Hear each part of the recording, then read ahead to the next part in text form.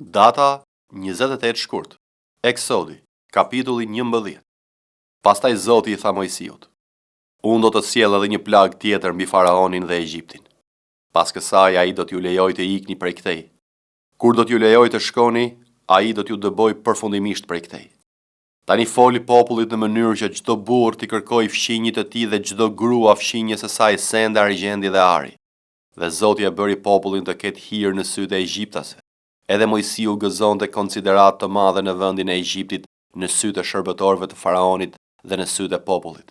Pastaj Mojsiu tha: Kështu thot Zoti, aty nga mesnata unë do të kaloj përmes Egjiptit, dhe çdo I paralindur në vendin e Egjiptit do të vdes, nga I paralindur I faraonit që rri mbi fron, tek I paralindur I shërbëtorës që rri pas mokrës, si dhe pjella e parë e bagtis.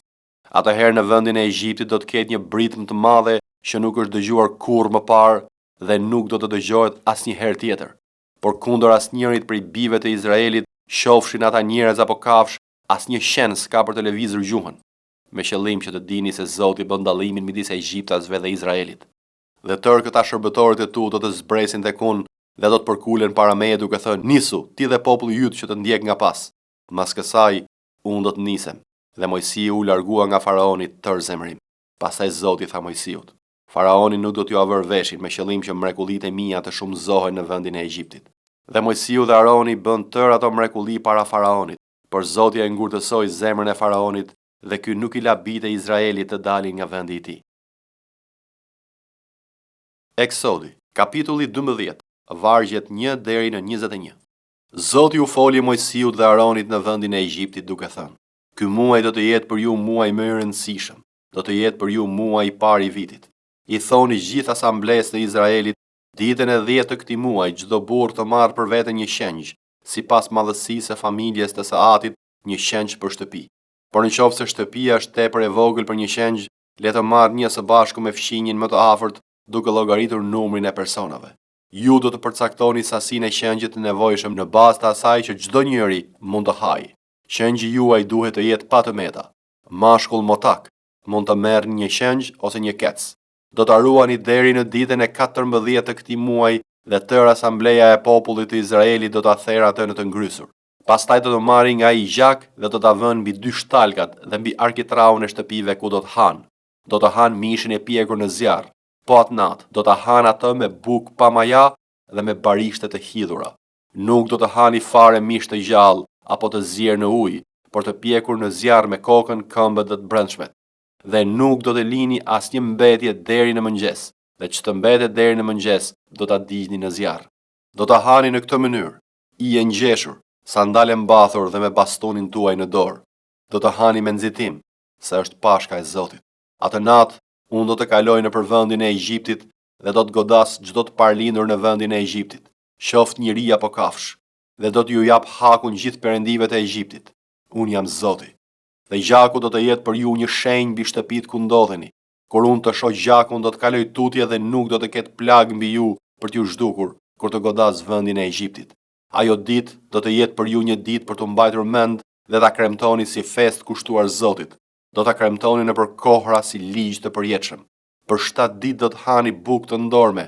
Ditën e parë do të kujdeseni të hiqni çdo maja nga shtëpitë tuaja, sepse kushdo që do të hajë bukë të mbruajtur nga dita e parë deri në ditën e 7 do të këputet nga Izraeli. Ditën e parë do të keni një mbledhje të shenjtë dhe një mbledhje të shenjtë edhe ditën e 7. Të mos bëhet asnjë punë ato ditë. Të përgatitet vetëm ajo që do të hajë secili dhe asgjë tjetër. Do të kremtoni pra festën e të ndormeve, sepse pikërisht në këtë ditë bëra të dalin radhët tuaja nga vendi I Egjiptit. Do ta kremtoni pra këtë ditë nëpër kohra si ligj të përjetshëm. Gjatë muajit të parë, nga dita e 14 e muajit në mbrëmje deri ditën e 21 në mbrëmje, do të hani bukë të ndorme. Për 7 ditë të mos gjendet maja në shtëpitë tuaja, sepse kushdo që do të hajë diçka të mbruajtur do të këputet nga asambleja e Izraelit, qoftë ai I huaj apo I lindur në vend. Nuk do të hani asgjë të mbrojtur. Në të gjitha banesat tuaja do të hani bukë të ndorme. Mojsiu pra thirri gjithë pleqtë e Izraelit dhe u tha atyre: Shkoni dhe merrni qengja për ju dhe për familjet tuaja dhe flijoni Pashkën. Luka, kapitulli 14. Dhe ndodhi që një ditë shabati, kur ai hyri në shtëpinë e njërit nga të parët e farisejve për të ngrënë bukë, ata po e përgjonin. Dhe ja para tij ishte një njeri hidropik. Dhe Jezusi, duke u përgjigjur mësuesve të ligjit dhe farisejve, tha: A është e lejueshme të shërosh ditën e shabatit? Por ata heshtën.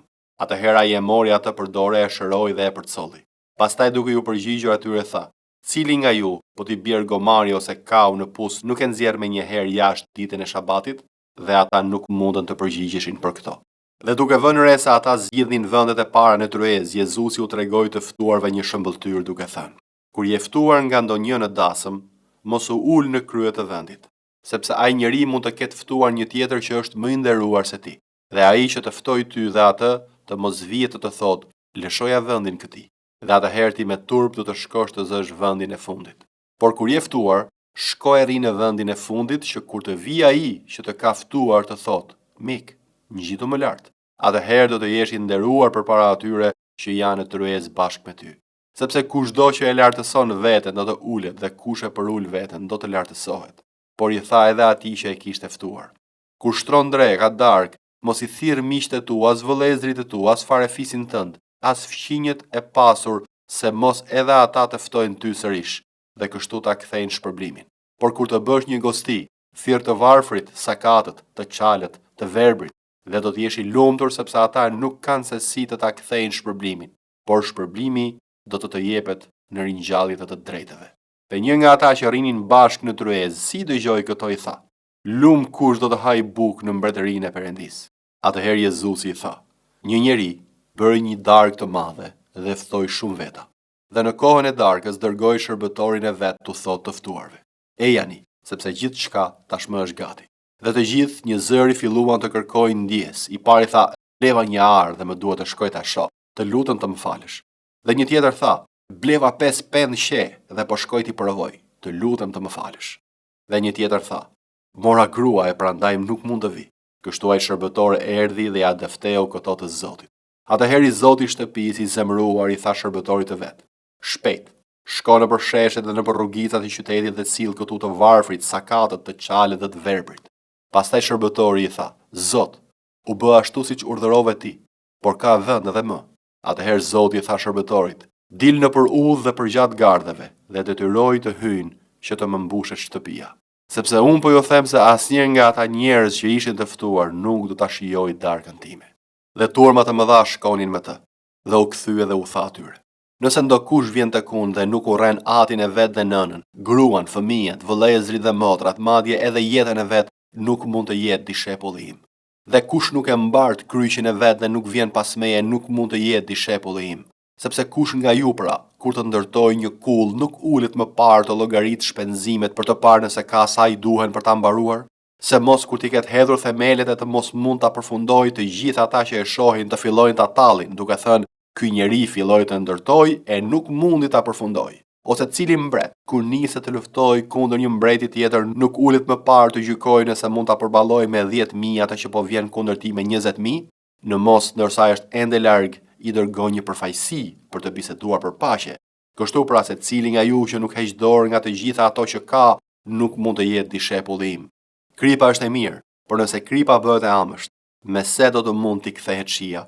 Ajo nuk vlen as për dhe, as për pleh, por hidhet tutje. Kush ka vesh për të dëgjuar, le të dëgjoj. Jobi, kapitulli 29. Jobi rifilloi ligjëratën e tij dhe tha: si kur të isha si në muajt e së kaluarës, si në ditët kur Perëndia më mbronte, kur llampa e tij shkëlqente mbi kokën time dhe me dritën e saj ecja në mes të errësirës, siç isha në ditët e pjekurisë sime, kur mendja e fshehtë e Perëndisë kujdesej për çadrën time, kur i plot fuqishmi ishte ende me mua dhe bitë mi më rrinin për qark, kur laja këmbët e mia në gjalp dhe shkëmbi derdhte për mua rreke vaj, kur dilja në drejtim të portës së qytetit dhe ngrija afronin tim në shesh, të rinjt duke më parë hiqeshin më njan, pleqt ngriheshin dhe qëndronin më këmbë, princat ndërprisnin bisedat dhe vinin dorën mbi gojë, zëri i krerëve bëri më i dobët dhe gjuha e tyre ngjizej te qiellca, veshi që më dëgjonte më shpallte të lumtur dhe syri që më shihte e dëshmonte për mua, sepse çliroja të varfrin që klithte për ndihmë dhe jetimin që nuk kishte njeri që ta ndihmonte. Bekimi i atij që ishte duke vdekur zbriste mbi mua dhe unë e gëzoja zemrën e gruas së ve. Isha i veshur me drejtësi dhe ajo më mbulonte. Drejtësia ime më shërbente si mantel dhe si qalm. Isha sy për të verbrin dhe këmbë për të çalamanin. Isha një baba për të varfrit dhe hetoja çështjen që nuk i njihja. I thyeja nofullat njeriu të keq dhe rrëmbeja gjahun nga dhëmbët e tij. Dhe mendoja, kam për të vdekur në folen time dhe do të shumëzoj ditët e mia si rëra. Rrënjët e mia do të zgjaten në drejtim të ujrave. Vesa do të qëndroj tërë natën në degën time. Lavdia ime do të jetë gjithnjë e re tek unë dhe harku im do të fitoj forcë të re në dorën time. Të pranishmit më dëgjonin duke pritur dhe heshnin për të dëgjuar këshillën time. Mbas fjalës sime ata nuk përgjigjeshin dhe fjalët e mia binin mbi ta si pika vese. Më pristin ashtu si pritet shiu dhe hapnin gojën e tyre si për shiun e fundit. Unë u buzëqeshja kur kishin humbur besimin dhe nuk mund ta pakësonin dritën e fytyrës sime. Ku shkoja tek ata, ulesha si kryetar dhe rria si një mbret midis trupave të tij, si një që ngushëllon të dëshpëruarit. 1 Korintasve, kapitulli 15. Tani o vëllezër, po ju bëj të ditur ungjillin që ju kam predikuar dhe që ju e keni marrë dhe në të cilin ju qëndroni, me anë të cilit ju edhe shpëtoheni, nëse do ta mbani fjalën që ju kam predikuar, veç nëse besuat kot. Sepse unë ju kam transmetuar para se gjithash atë që edhe mora, se Krishti vdiq për mëkatet tona sipas shkrimeve, dhe se u varros dhe se u ringjall të tretën ditë sipas shkrimeve, dhe se ju shfaq Kefës, pastaj të 12-ve. Më pas ju shfaq një herë të vetme më shumë se 500 vëllezërve, prej të cilëve më të shumtë të rrojnë deri më sot, kurse disa kanë fjetur. Më pas ju shfaq Jakobit dhe pastaj të gjithë apostujve, dhe në fund të gjithëve mu shfaq edhe mua si një dështaku. Sepse unë jam më i vogli i apostujve, që nuk jam i denjë të quhem apostull sepse e kam përndjekur kishën e Perëndis. Por me anë të hirit të Perëndis jam ai që jam, dhe hiri i tij ndaj meje nuk që i kot, madje jam munduar më shumë se të gjithë të tjerët, jo unë, por hiri i Perëndis me mua. Pra qoftë unë, qoftë ata, kështu predikojmë dhe kështu besuat. Por në qoftë se predikohet Krishti se u ngjall prej së vdekurish, si atëherë disa nga ju thonë se nuk ka ringjallje të vdekurve? Por në qoftë se nuk ka ringjallje të vdekurve, as Krishti nuk u ringjall. Por në qoftë se Krishti nuk është ringjallur, predikimi ynë është i kotë dhe i kotë është edhe besimi juaj. Atëherë edhe ne do të ishim dëshmitar të rrem të Perëndis, sepse dëshmuam për Perëndin se e ringjalli Krishtin, të cilin ai nuk e paska ringjallur, po të jetë se të vdekurit nuk ringjallen. Sepse në qoftë se të vdekurit nuk ringjallen, as Krishti nuk është ringjallur. Por në qoftë se Krishti nuk është ringjallur, i kotë është besimi juaj. Ju jeni ende në mëkatet tuaja. Atëherë edhe ata që fjetën në Krishtin janë të humbur. Në qoftë se shpresojmë në Krishtin vetëm në këtë jetë, ne jemi më të mirët e të gjithë njerëzve. Por tashti Krishti u ringjall prej së vdekurish dhe u bë fryti i parë i atyre që kanë fjetur. Sepse ashtu si erdhi vdekja me anë të një njeriu, kështu erdhi dhe ringjallja të vdekurve me anë të një njeriu. Sepse ashtu si kurse në Adamin të gjithë vdesin, kështu të gjithë do të ngjallen në Krishtin. Por secili sipas radhës së vet. Krishti fryti i parë, pastaj ata që janë të Krishtit në ardhjen e tij. Pastaj do të vi fundi, kur ai t'ia dorëzojë mbretërinë Perëndis atë, pasi të ketë asgjësuar çdo sundim, çdo pushtet e fuqi. Sepse duhet që ai të mbretërojë derisa t'i vërë të gjithë armiqt nën këmbët e veta. Armiku i fundit që do të asgjësohet është vdekja, sepse Perëndia i vuri të gjitha nën këmbët e tij. Por kur thotë se gjithçka i është nënshtruar, është e qartë se përjashtohet ai që ja ka nënshtruar gjithçka. Dhe kur të ketë nënshtruar gjithçka, atëherë biri vet do t'i nënshtrohet atij që i nënshtroi gjithçka, që Perëndia të jetë gjithçka në të gjithë. Përndryshe çfarë do të bëjnë ata që pakëzohen për të vdekurit? Në qoftë se vërtet të vdekurit nuk ringjallen, përse ata edhe pakëzohen për të vdekurit? Përse jemi edhe ne në rrezik në çdo orë? Për ditën po vdes për shkak të mburrjes për ju që kam në Krishtin Jezus Zotin ton. Nëse si njeri luftova me bishat në Efes, çdo bi kam. Në qoftë se të vdekurit nuk ringjallen, le të ham dhe të pim, sepse nesër do të vdesim. Mos u gënjeni, shoqëritë e këqija prishin zakonet e mira. Zgjohuni për drejtësinë dhe mos mëkatoni sepse disa nga ju nuk e njohin Perëndin. Për turpin tuaj po ju a them. Por do të thotë ndonjë, si ringjallen të vdekurit, edhe me ç'trup do të vinë. O i pamend, çfarë ti mbjell nuk merr jetë, por nuk vdiq. Dhe çfarë ti mbjell, nuk mbjell trupin që do të bëhet, por një kokër të zhveshur, ndoshta nga gruri ose një farë tjetër, por Perëndia i jep trup si të dojë, secilës farë trupin e vet. Jo çdo mish është i njëjti mish, por tjetër është mish i njerëzve, tjetër mish i bagtive, tjetër i peshqve dhe tjetër i shpendëve. Dhe ka trupa qiellor dhe trupa toksor, por tjetër është lavdia e trupave qiellor e tjetër e trupave toksor. Tjetër është lavdia e diellit dhe tjetër lavdia e hënës, dhe tjetër lavdia e yjeve, sepse ndryshon në lavdi ylli nga ylli. Kështu do të jetë edhe ringjallja e vdekurve. Mbillet në prishje, ringjallet në paprishje. Mbillet në çnderim, ringjallet në lavdi. Mbillet në dobësi, ringjallet në fuqi. Mbillet trup natyror, ringjallet trup frymëror. Ka trup natyror, ka dhe trup frymëror. Kështu edhe është shkruar. Njeriu i parë, Adami, u bë shpirt i gjallë. Adami i fundit, frymë që jep jetë. Por nuk është frymërori i pari, por toksori, pastaj frymërori. Njeriu i pari i bërë prej dheu është toksor, njeriu i dytë është Zoti nga qielli. Siç është toksori, ashtu janë dhe toksorët. Dhe siç është qiellori, ashtu do të jenë edhe qiellorët.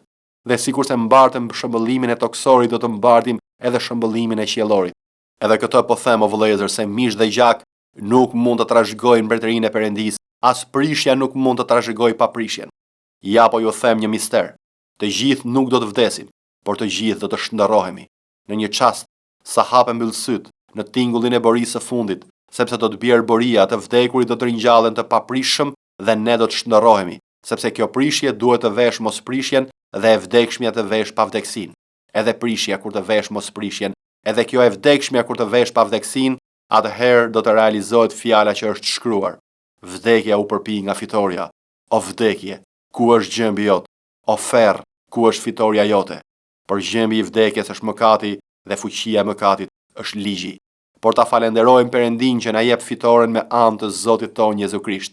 Prandaj o vëllezërit e mi të dashur, qëndroni të fortë dhe të patundur, duke tepruar për herë në veprën e Zotit, duke e ditur se mundi juaj nuk është i kot në Zotin.